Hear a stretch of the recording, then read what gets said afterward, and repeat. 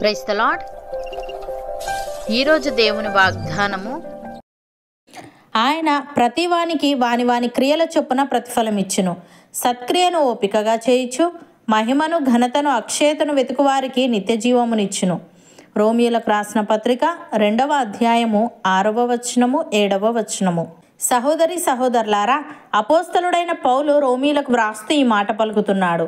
ఈ వచనంలో పౌలు దేవుని న్యాయం యొక్క విధానాన్ని మరియు దేవుడు ప్రతి వ్యక్తిని వారి క్రియల ఆధారంగా తీర్పు తీరుస్తాడని, అయితే సత్క్రియను ఓపికగా చేయుచు మహిమను ఘనతను అక్షయతను వెతుకువారికి నిత్య జీవమునిచ్చునని ఇక్కడ తెలియజేస్తున్నాడు.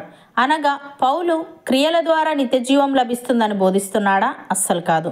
ఎందుకంటే నిత్య జీవం అనేది దేవుడు ఉచితంగా ఇచ్చేది. దానిని పొందడానికి ఏకైక మార్గం ఆయన యందు విశ్వాసం ఉంచడమే. పౌలు నిత్య జీవం ఎలా పొందాలి అని ఇక్కడ వివరించడం లేదు, కానీ దేవుని తీర్పు గురించిన ఒక నియమాన్ని చెప్తున్నాడు.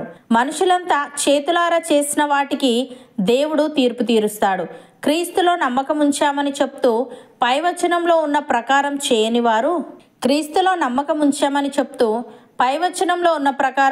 వారు ఆత్మవంచన చేసుకుంటున్నారు. దేవుడిచ్చే రక్షణను వారు అనుభవించలేదు.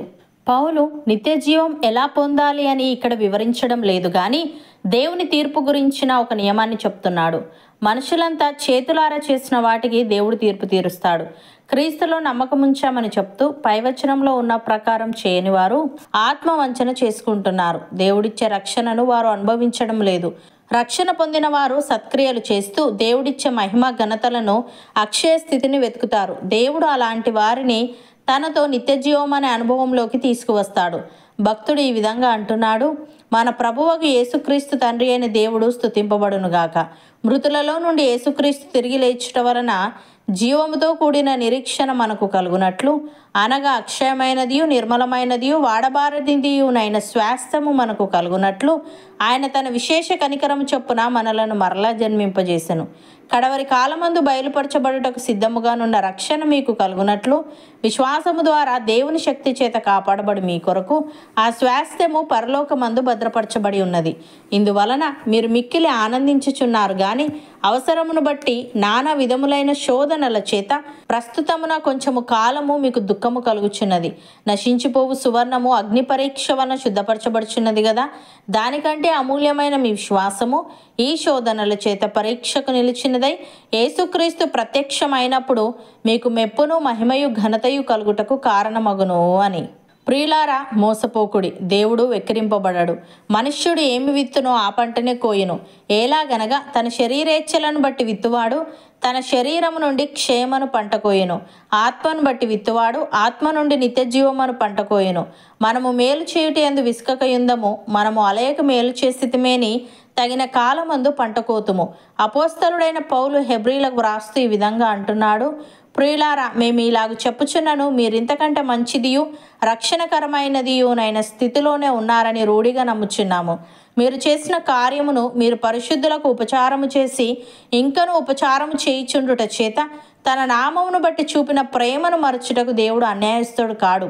మీరు మందులు కాక విశ్వాసము చేతను ఓర్పు చేతను వాగ్దానములను స్వతంత్రించుకొని వారిని పోలి నడుచుకున్నట్లుగా మీలో ప్రతివాడును మీ నిరీక్షణ పరిపూర్ణమగు నిమిత్తము మీరు ఇదివరకు కనపరిచిన ఆసక్తిని తుదమట్టుకు కనపరచవలనని అపేక్షించుచున్నాము అని. సహోదరి సహోదరులారా, వెలిచూపు వలన కాక విశ్వాసము వలననే నడుచుకొనుచున్నాము గనుక ఈ దేహములో నివసించుచున్నంత కాలము ప్రభువునకు దూరముగా ఉన్నామని ఎరిగి ఉండి ఎల్లప్పుడూ ధైర్యము గలవారమై ఉన్నాము. ఇట్లు ధైర్యము కలిగి ఈ దేహమును విడిచిపెట్టి ప్రభువునొద్ద నివసించుటకు ఇష్టపడుచున్నాము. కావున దేహమందున్నను దేహమును విడిచినను ఆయనకిష్టలమై ఉండవలనని మిగులు అపేక్షించుచున్నాము. ఎందుకనగా తాను జరిగించిన క్రియల చొప్పున అవి మంచివైనను సరే చెడ్డవైనను సరే దేహముతో జరిగించిన వాటి ఫలమును ప్రతివాడును పొందునట్లు మనమందరము క్రీస్తు న్యాయపీఠం ఎదుట ప్రత్యక్షము కావలేను. అవును అన్నవారు నాతో పాటు ప్రార్థనలో ఏకీభవించండి. పరిశుద్ధుడా, ప్రేమగల తండ్రి, నీవు ప్రతి వానికి వాని క్రియల చొప్పున ప్రతిఫలం ఇచ్చుదువని, సత్క్రియను ఓపికగా చేయుచు మహిమను ఘనతను అక్షయతను వెతుకువారికి నిత్య జీవమునిచ్చుదు అని తెలియజేశావు. తండ్రి నీకు స్తుతులు.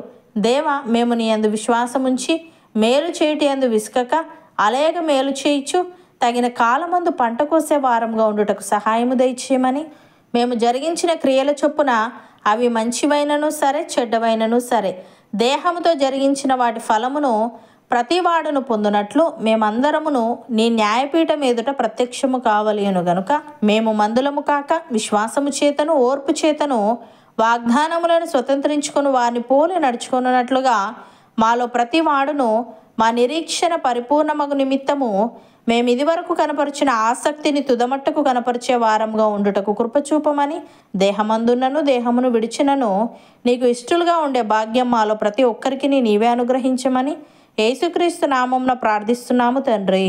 ఆమెన్.